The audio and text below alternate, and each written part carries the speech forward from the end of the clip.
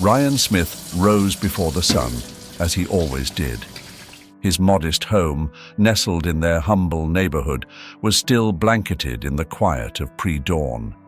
He padded to the kitchen, the rich aroma of brewing coffee filling the air as he mentally walked through his day's work. Arriving at the sprawling estate where he was employed, Ryan began tending to the gardens with an ingrained meticulousness. His hands, calloused yet deft, pruned and shaped each bush and coaxed every bloom, his dedication a mirror of his own tireless spirit. His employer, a wealthy businessman, acknowledged Ryan with a curt nod. Ryan responded with respect, grateful for the stability the job provided his family. That evening, returning home after a long day, Ryan was greeted by the warmth of Grace Gonzalez, his wife and partner in life. Grace, her heart as gentle as her touch, embraced him. "How was your day, my love?" she asked, her eyes reflecting a mixture of concern and love. "Good, as always. The garden is looking beautiful," Ryan replied, relishing this small island of peace in their busy lives. Grace smiled, relief washing over her face. The family gathered for dinner. Camilla, their eldest at 25, spoke animatedly about her work. "I closed a major deal today," she announced, her voice ringing with pride. Peter, 22, chimed in, discussing his university studies with a quiet dedication that spoke volumes. But 18-year-old Santiago remained silent, his gaze distant. Unlike his siblings, Santiago seemed burdened by their circumstances.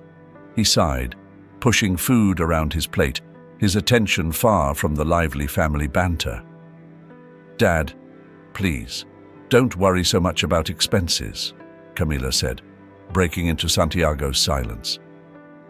"Peter and I are doing well." Ryan smiled, pride swelling in his chest for his eldest children. "Thank you, Mija. I appreciate everything you both do, but I will always worry about my children." Santiago's gaze flicked to his family, but he remained silent. His mind was miles away, yearning for a different life. He envied the effortless luxury of his classmates, craving things his family could never provide. After dinner, Ryan approached Santiago. "Son, is everything all right? You seem distant." Santiago shrugged, his voice flat. "I'm fine, just thinking." Ryan sighed, the invisible chasm between him and his youngest son widening. As Grace cleared the dinner dishes, she shot Ryan a concerned look. "Santiago is going through a phase, mi amor. Give him time," she whispered. "I know," Ryan replied, his voice heavy with a father's concern and enduring hope. "I just want what's best for him." Night settled over their home, draping it in silence. Ryan lay awake, Grace's words echoing in his mind. He knew patience was needed, but worry for Santiago gnawed at him. Their relationship was a complicated dance. Juan, a man of simple values, strived to instill in his sons the importance of hard work and gratitude. Santiago, however, wrestled with his insecurities, his desires tangled with the allure of material possessions. It felt as though an insurmountable gap lay between their worlds. Camilla and Peter were unwavering pillars of support, but Santiago remained an enigma Ryan couldn't quite decipher. Time, he knew, would march on, forcing each of them to forge their own path and face life's trials with courage. Ryan could only hope that someday Santiago would understand the true meaning of wealth and the enduring strength of family. At school, Santiago moved through the crowded hallways like a ghost. He observed his classmates, their designer backpacks slung carelessly over their shoulders, the glint of expensive smartphones in their hands. Each conversation he overheard, each casual mention of lavish vacations and cars, gifted with a nonchalance he couldn't fathom, was another blow to his already bruised spirit. He couldn't focus in class, his mind a whirlwind of yearning for a life out of reach. Leaving school, he joined his usual group of friends, their excited chatter about the new mall they'd visited over the weekend washing over him. "Check out these new kicks, man. What do you think?" one of them asked, propping a foot up to showcase a pair of pricey sneakers. Santiago forced a smile, the lie catching in his throat. "Yeah, those are cool," he mumbled. The atmosphere at home couldn't have been more different. Dinner was ready, the table set as his family settled into their familiar routine. Camilla and Peter chatted about their day, but their words barely registered in Santiago's mind. He was back in the school corridors, surrounded by the things he could only dream of possessing. "Dad," Santiago suddenly blurted, interrupting the flow of conversation. "Why can't we have things like everyone else? I'm sick of always having to explain why we can't afford anything." Silence descended upon the table, thick and heavy. Ryan met his youngest son's gaze, his expression serious but not unkind. "Santiago, you know we do our best to make sure you have everything you need." "It's not just about necessities," Santiago shot back, his voice rising in frustration. "I want more. I want what they have. I'm tired of being the poor kid." Peter looked at his younger brother with concern.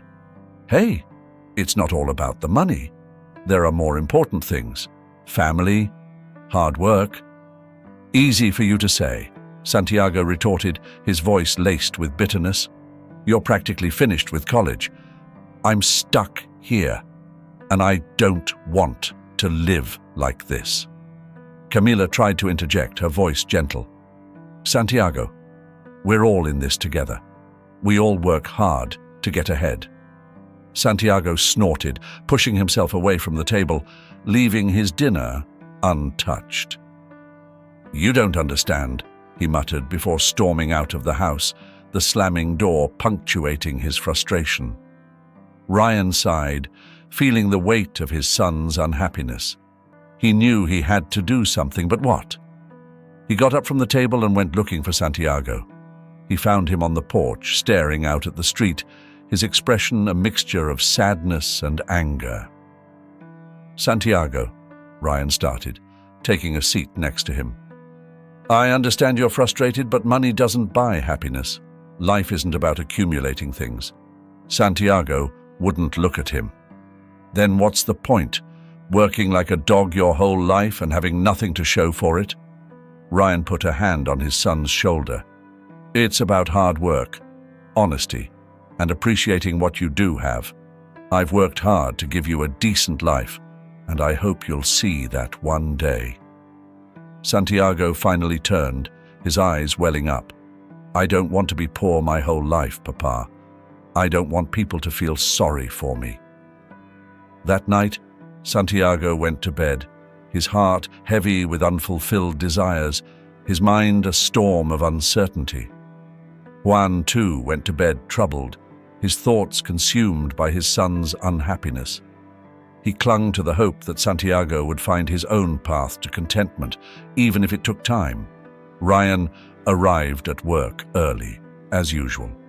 As he organized his tools in the shed, his boss, Mr. Fernandez, approached with an uncharacteristically friendly smile. "Juan, I need a favor today," Mr. Fernandez began, holding out a set of keys. They were attached to a sleek, luxurious car Ryan had only ever admired from afar. "I need you to run to the building supply store. You can take the family car." Ryan took the keys, his calloused fingers brushing against the cool metal. "Of course, Mr. Fernandez. It will be an honor." The car gleamed under the early morning sun, its leather interior smelling expensive and new. As Ryan slid behind the wheel, a nervous excitement bubbled in his chest. It wasn't every day he got to experience such luxury, and he couldn't help but imagine the look on Santiago's face when he saw the car. Returning home, he found Santiago getting ready for school. "Hey, son, I'm driving you this morning," he said, casually holding up the keys. Santiago's jaw dropped as he spotted the luxury car parked in their driveway. "Seriously, Dad? Whoa, I never thought I'd see you driving something like this." Warmth spread through Juan's chest at his son's genuine excitement. "It's a special occasion. Come on, we don't want to be late." During the drive, Santiago was enthralled, his fingers trailing over the leather seats, his eyes drinking in every detail. "This car is amazing, Dad. My friends won't believe this." Ryan smiled, a sliver of hope blooming in his chest. Maybe, just maybe, this small act would bridge the gap that had grown between them. "I'm glad you like it. I wanted you to see that even though we may not have a lot, we can still enjoy good things sometimes." As they approached the school, Ryan noticed a change in Santiago. His initial enthusiasm evaporated, replaced by a fidgety discomfort. He started looking around nervously. "Santiago, everything okay?" Ryan asked, concern creeping into his voice. "Yeah, Dad. It's just... Could you drop me off at the corner? Don't pull up right in front," Santiago replied, his voice strained. A sliver of worry pierced through Juan's newfound hope, but he did as his son requested. As he pulled up to the corner and Santiago quickly hopped out of the car, one of his friends walked by. "Yo, Santiago, is that your ride?" he called out, eyes wide with disbelief. Santiago hesitated, then replied without meeting his father's gaze. "Nah, it's just my family's chauffeur doing us a favor." The world seemed to stop for Juan. The word chauffeur echoed in the air, each syllable a tiny dagger to his heart. He watched as his son walked away, swallowed by his group of friends, their laughter and carefree banter a stark contrast to the storm brewing inside Juan. Heart heavy, Ryan pulled away from the curb. His hands gripped the steering wheel, knuckles turning white. Confusion and sadness warred within him. How could his own son be ashamed of him? Back at the estate, Ryan mechanically went about the task Mr. Fernandez had given him, his mind replaying the scene in front of the school. Every movement, every chore felt heavy, as if a part of him had been left behind on that street corner, watching his son deny him. That evening, the tension in the house was palpable. Ryan could barely look at Santiago without the sting of his son's betrayal resurfacing. Dinner was a somber affair, the silence broken only by the clinking of silverware against plates. Finally, Grace, ever perceptive, broke the tension. "Juan, is everything all right? You seem distant." Juan's gaze shifted to Santiago, his voice quiet but heavy with disappointment. "I drove Santiago to school in Mr. Fernandez's car this morning. When his friends saw him, he told them I was the family chauffeur." Santiago's fork clattered to his plate, the sound amplified in the small kitchen. "Dad, it's not like that. I didn't want them to think we were..." He stammered, unable to finish the sentence. Ryan took a deep, steadying breath, struggling to maintain his composure. "This isn't about apologies, Santiago.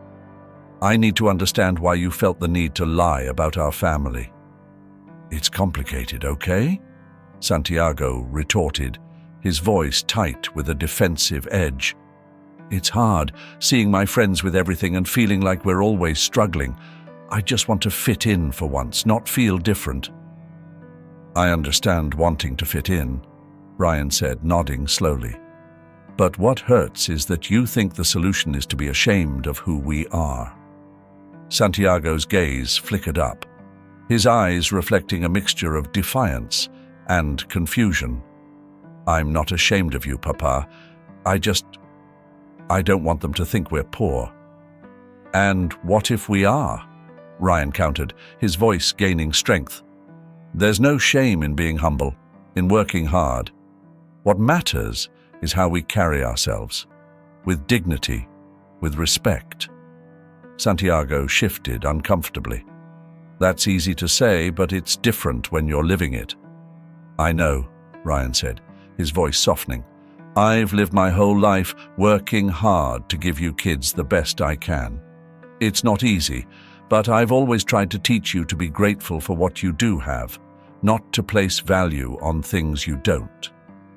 Santiago looked down, his arms still crossed defensively. It's just that sometimes I feel like I'll never have the things I want. Material things will never fulfill you, Santiago, Ryan said, sadness tinging his words. True peace, true happiness, that comes from within. I need you to understand that. Not for me, but for yourself. Santiago remained silent, his eyes downcast, a whirlwind of emotions brewing beneath the surface. I'm trying, Papa. It's just hard. Ryan nodded, a mixture of sadness and hope warring within him. I just want you to know that I'm here for you, always. I love you, mijo, and I want what's best for you. But you need to learn to recognize what's truly important in this life. Santiago finally met his father's gaze. For the first time, he saw the hurt and disappointment lurking beneath the surface of his father's stoicism, but more than that, he saw the unwavering love in his eyes. Something shifted within him. I know, Papa. I'll try to do better. A small, weary smile touched Juan's lips. That's all I ask. Just try. He got up from the table and walked over to Santiago, placing a hand on his shoulder. We'll get through this, together, but we need to be a team, a family. Santiago nodded, a sliver of understanding finally cutting through the anger and shame. Thanks, Dad. Ryan pulled him into a brief embrace, then stepped back, giving his son space to process the conversation. The road ahead wouldn't be easy, but for the first time in a long time, he allowed himself a sliver of hope. As Santiago sat at the table lost in thought, Ryan joined Grace in the living room. She looked up at him, her gaze full of understanding, and took his hand. How are you feeling? She asked, quietly. Hopeful, he replied, giving her hand a reassuring squeeze. It's a start. And for the first time that evening, the small house, despite the challenges they faced, felt a little warmer, a little more whole. The Smith family, battered but not broken, faced their uncertain future together. Later that night, Ryan was in the living room, running through the next day's mental checklist when the phone rang. He frowned, surprised by the late hour, and picked up the receiver. Hello? Good evening, Mr. Smith, a man's voice said, firm yet kind. This is Dr. Salazar. I apologize for the late hour, but I'm calling with some important news regarding your Uncle Roberto. Ryan froze, the weight of his uncle's name settling heavily in the silence. What happened, Doctor?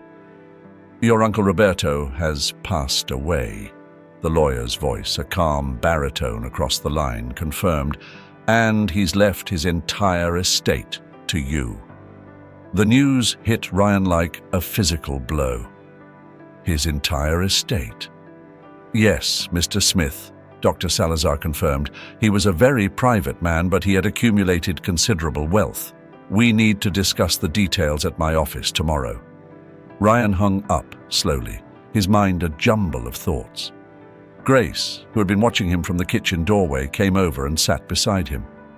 Juan, what's wrong? You look like you've seen a ghost. My Uncle Roberto. He's dead, Ryan said, his voice hollow. And he's left everything to me. Grace's eyebrows shot up, her surprise quickly followed by a quiet understanding. That's unexpected. How do you feel? I don't know, Ryan admitted, rubbing a hand over his face. Sadness for his passing, of course, but mostly confusion. I don't know what this means for us. Grace took his hand, her touch a comforting anchor. "We'll figure it out. Together." The next day, Ryan sat in Dr. Salazar's office, the plush furniture and walls lined with law books, feeling strangely at odds with his worn work boots and calloused hands. The lawyer greeted him with a professional smile, gesturing for him to take a seat. "Mr. Smith," Dr. Salazar began, placing a thick file on the table. "Your Uncle Roberto has left behind a sizable estate, money, property, and other assets. This is his will and the related documents." Ryan nodded, still struggling to grasp the magnitude of the situation. I had no idea he had so much." "He was a very private man," the lawyer agreed, opening the file and pointing to various pages. "Everything is detailed here. We'll need your signature on some paperwork to initiate the transfer process." Ryan signed where instructed, each stroke of the pen feeling surreal. When it was done, Dr. Salazar shook his hand. "Congratulations, Mr. Smith. If you have any questions, please don't hesitate to contact me." Back home, Ryan sat at the kitchen table, the legal documents spread out before him. Grace sat beside him, her presence a calming force in the storm of his thoughts. "It's more money than we ever dreamed of," he said, his voice hushed. "It's a big responsibility," Grace agreed, her tone gentle but firm. "But it's also a huge opportunity. What are you thinking, Juan?" Ryan looked down at the documents, his mind awash in possibilities. "We could pay off all our debts, ensure the kids have their education taken care of. Maybe even live a little more comfortably. But," he paused, shaking his head, "I don't want this to change us, Grace. I don't want us to forget who we are, where we came from." Grace smiled, her eyes filled with pride and love. "That's what I love about you, Juan. And Santiago," Ryan continued, his thoughts crystallizing. "I need him to understand this. I need all of them. Camilla, Peter too, to see this not as a chance to become complacent, but as an opportunity to grow." Later that evening, golden sunlight streamed through the living room window as Ryan paced, his mind a whirl with the weight of the news he had to share. Finally, he stopped, taking a deep breath. It was time. "Camilla, Peter, Santiago," he called out, his voice firm yet calm. "Come to the living room, please. I have something important to tell you all." His 3 children gathered, their faces a mixture of curiosity and apprehension. The air crackled with anticipation, each of them sensing that something significant was about to unfold. Ryan drew in a breath. "This afternoon, I received some unexpected news. My Uncle Roberto, he passed away." He paused, letting the news settle. "And he's left his entire inheritance to us." Camilla and Peter exchanged surprised glances, their eyes widening as a slow wave of relief, of dawning hope, spread across their faces. "Papa, that's incredible," Peter breathed, his voice thick with emotion. "It could be life-changing," Camilla added, a shaky but relieved smile touching her lips. Santiago, however, frowned, his eyes flickering with a calculating glint. "What about me? How much do I get?" he asked, his voice laced with a greedy edge that sent a chill down Juan's spine.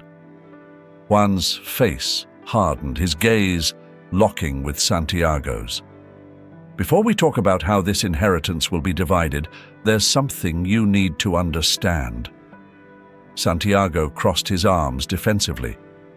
"What's there to understand?" Ryan sighed, a deep, weary sound. "Camilla and Peter. They've shown me, and this family, nothing but respect and support. You, on the other hand," he paused, his disappointment in his youngest son, a tangible weight in the room. "Your behavior, especially these past few months, has been disrespectful and inconsiderate." Santiago started to protest, but Ryan held upper hand. "I've made a decision. The inheritance, it will be for Camilla and Peter. You, Santiago, will not receive any of it." The silence that followed was deafening, thick with shock and burgeoning anger. Santiago's face paled, his expression morphing from disbelief to fury. "What? That's not fair. I'm your son too." "You are," Ryan stated, his voice unwavering. "And it's precisely because you are my son that I need you to learn something. Money can't buy respect. It can't buy family values." Santiago shot out of his chair, his eyes blazing. "This is insane. You can't do this." Ryan remained calm, despite the storm of emotions raging within him. "I can, and I have. Until you learn to value your family, until you show us the respect we deserve, you will not receive a single cent." Camilla and Peter, though stunned by their father's decision, looked at him with a mixture of gratitude and understanding. "Thank you, Papa," Camilla said softly, "for trusting us." Peter nodded. "We won't let you down." Santiago, however, couldn't contain his rage. "This isn't over," he shouted before storming out of the room, leaving the weight of his anger hanging heavy in the air. "It is," he mumbled into her hair, his voice thick with emotion. "I never wanted it to end like this. I wanted to teach him a lesson, make him see what's truly important." "He'll see it one day," Graciela said, her voice soothing. "Just give him time. We'll get through this, together, like we always do." As they walked towards the car, Ryan clung to Graciela's words like a lifeline, but a part of him couldn't shake the feeling that something fundamental had shifted in their family. He had stood his ground, defended his principles, but at what cost? Life at home continued, but the absence of Santiago's presence was a constant reminder of the raw wound this inheritance had carved through their family. Each day, Ryan hoped, prayed that Santiago would call, that he'd come home ready to talk, to heal. The lawyer, a man with a carefully neutral expression and steel-grey hair, listened intently as Santiago laid out his case. "I want to contest my father's decision about the inheritance," Santiago said, frustration lacing his every word. The lawyer raised an eyebrow. "Tell me about your situation." He pulled out a notepad, his pen poised. Santiago told him everything, from his uncle Roberto's death to the unequal distribution of the inheritance. "It's not right. My siblings get everything, and I get nothing. We should all inherit equally." The lawyer nodded, acknowledging Santiago's anger. "I understand your position. We can certainly pursue a case for equitable distribution. But be aware," he cautioned. "These matters can be complex, drawn out, and emotionally draining." "I don't care," Santiago said, his voice tight with resentment. "I want what's rightfully mine." Weeks later, the Smith family found themselves in a sterile courtroom, the air thick with tension. Santiago sat beside his lawyer, his face carefully blank, as Ryan and his attorney, a man whose calm, assured demeanor stood in stark contrast to the turmoil swirling around them, sat opposite. The judge entered, and everyone rose. "You may be seated," the judge said, his gaze sweeping over the courtroom. "Let's hear the arguments." Santiago's lawyer went first, outlining the case for equal inheritance and painting Juan's decision as arbitrary and unfair.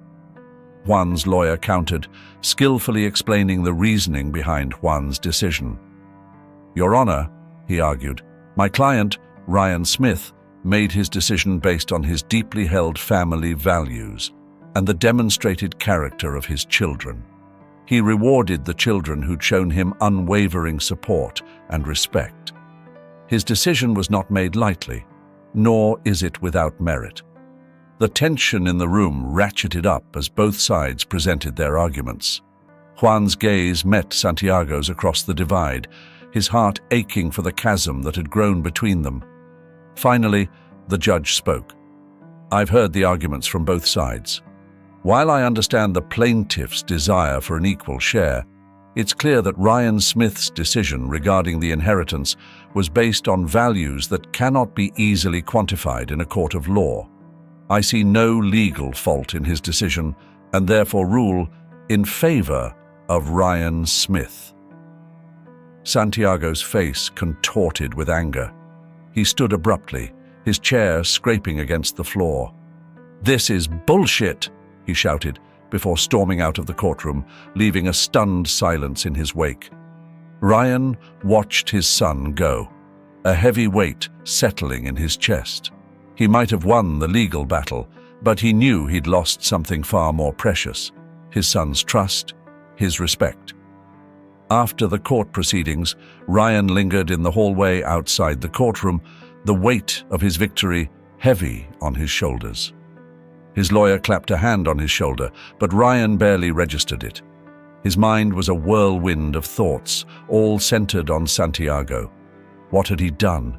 How could he ever hope to repair the damage this rift had caused? Grace was waiting for him when he stepped outside. She took one look at his face, her own expression a mixture of concern and sympathy, and pulled him into a hug. "I'm so sorry, Juan. It's a lot to process." "It is," he mumbled into her hair, his voice thick with emotion.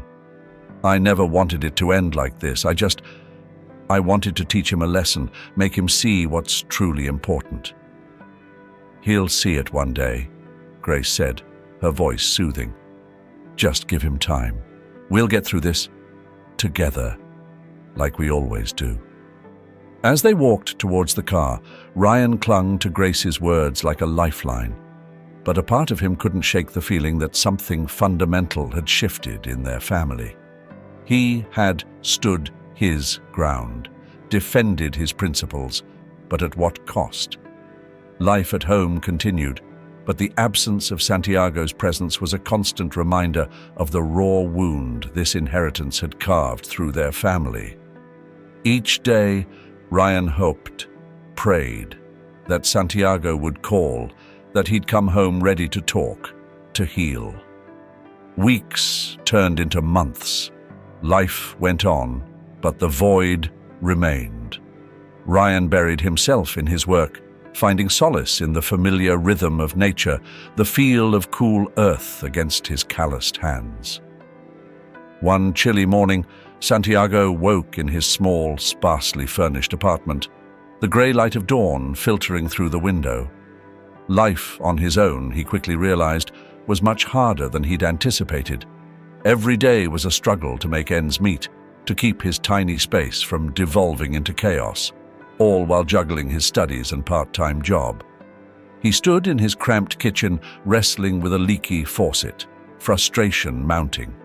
Finally, he threw the wrench down, sinking to the floor, a wave of despair washing over him.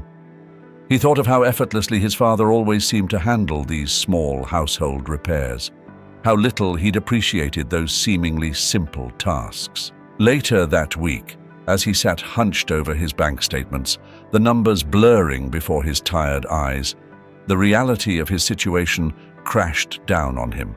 He was broke, barely scraping by.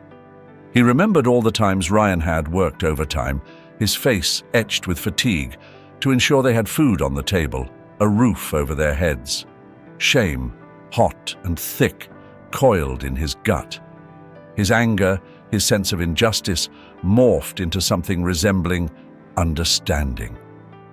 For the first time, he allowed himself to acknowledge the sacrifices his father had made, the weight he had carried for so long. One evening, over cheap takeout with a group of friends, Santiago finally broke. "I've been such an idiot," he confessed, the words tasting like ash in his mouth. "I took my dad for granted, never stopped to consider everything he did for us. I was so focused on what we didn't have that I completely overlooked everything we did." His friends listened, their expressions a mixture of concern and understanding. "It's a big step, admitting that," one of them said. "Yeah," another chimed in. "We all screw up. It's what you do next that matters." Their words spurred him on. He started small, sending quick texts to Camilla and Peter, then working his way up to phone calls. The conversations were awkward at first, filled with long silences and strained laughter, but slowly they began to feel more natural. "Peter," he said one afternoon, his voice trembling slightly, but resolute. I wanted to apologize for everything. I know I messed up, caused a lot of pain." On the other end of the line, Peter, caught off guard by his younger brother's unexpected apology, was quiet for a moment. It's good to hear from you, Santiago. We all make mistakes. What matters is that you're trying to make things right." The call to his father, however, was the hardest. He picked up the phone countless times, only to hang up, the weight of what he'd done, the words he needed to say, choking him. Finally, one evening, he forced himself to hit the call button. The familiar sound of his father's voice on the other end of the line sent a jolt of nervous anticipation through him. "Dad, it's Santiago." He swallowed, his throat suddenly dry. I wanted to talk to you, to apologize." The silence stretched, agonizingly thin, before Ryan spoke. "Santiago, I'm glad you called. I'm here. I've always been here." Those simple words, spoken with such quiet strength, broke through the wall Santiago had built around his heart. "I've been unfair to you, Dad. I didn't appreciate everything you did for us. I want to change that." "What matters, Santiago, is that you're willing to try," Ryan replied, a hopeful note creeping into his voice. "I want you to know you'll always have a place in this family." Overcome with emotion, Santiago could only manage a choked, "Thank you, Dad. I want to prove it to you."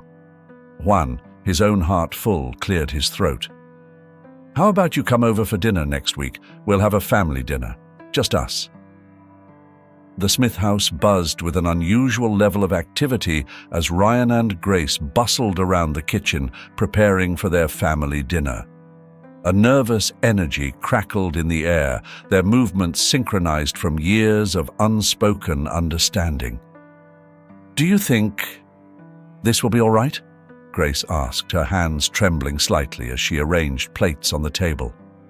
Juan, pulling the roast out of the oven to check its progress, nodded slowly. "I'm hopeful. Santiago, he's changing, Grace. We just need to give him a chance. Give him time."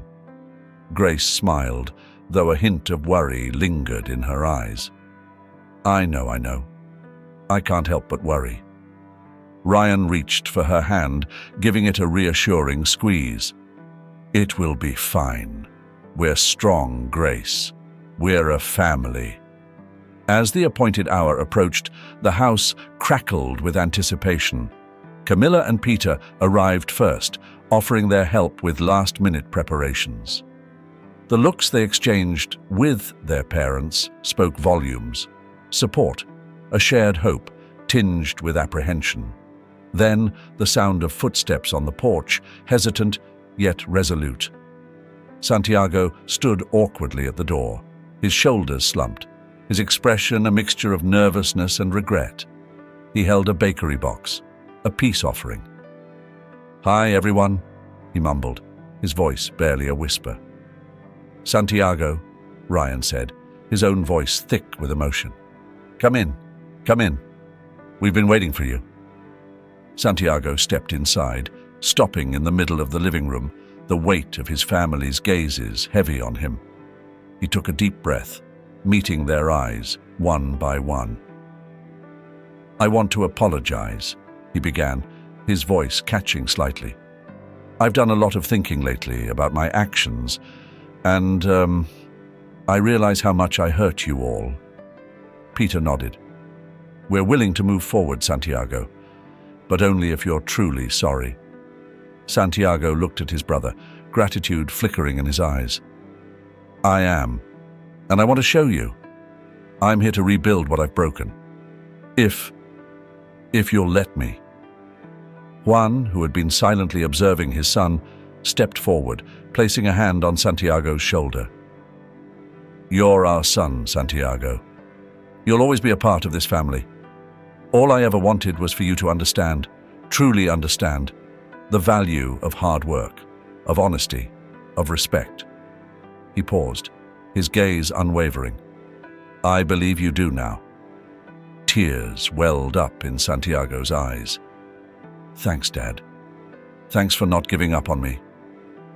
Grace, wiping away a stray tear, joined them, pulling Santiago into a warm embrace. "It's so good to have you back." The tension that had held them captive for months seemed to dissipate as they gathered around the table. Dinner was a quiet affair at first, punctuated by hesitant laughter and tentative conversations. But slowly, as the food was passed and memories were shared, a sense of normalcy, of genuine warmth, returned to the Smith household. Ryan observed his family, his heart swelling with a gratitude he couldn't quite articulate. Every smile, every shared laugh was a balm to his soul. He felt a deep sense of peace settle over him as he witnessed the invisible threads of their family slowly being woven back together. After dinner, they moved to the living room, enjoying a rare evening of quiet togetherness. Santiago sat next to Juan, watching his father with a newfound appreciation. "Dad," he said, his voice earnest, "I promise I'll work hard to earn back your trust, to be a son you can be proud of." Ryan smiled, placing a hand on Santiago's shoulder. "I know you will, son, and we're here to support you every step of the way." Grace brought in a tray of coffee and pastries, and they lingered in the warm glow of the living room, a sense of hope and unity settling over them. Camilla and Peter talked about their plans for the future, and Santiago, his voice tinged with a newfound humility, shared his own aspirations. As the night deepened and lights flickered on in houses up and down the street, a sense of renewal permeated the Smith household. The challenges they had faced, the heartache they had endured, seemed smaller, less insurmountable, in the face of their rediscovered bond. Ryan leaned back, watching his family, his heart full. They had stumbled, they had fallen, but they had found their way back to each other. And that, he knew, was the greatest inheritance of all. This story reminds us that while life is full of challenges, there is always hope for those who persevere with faith and determination. Remember, as this tale has shown us, God always blesses good people.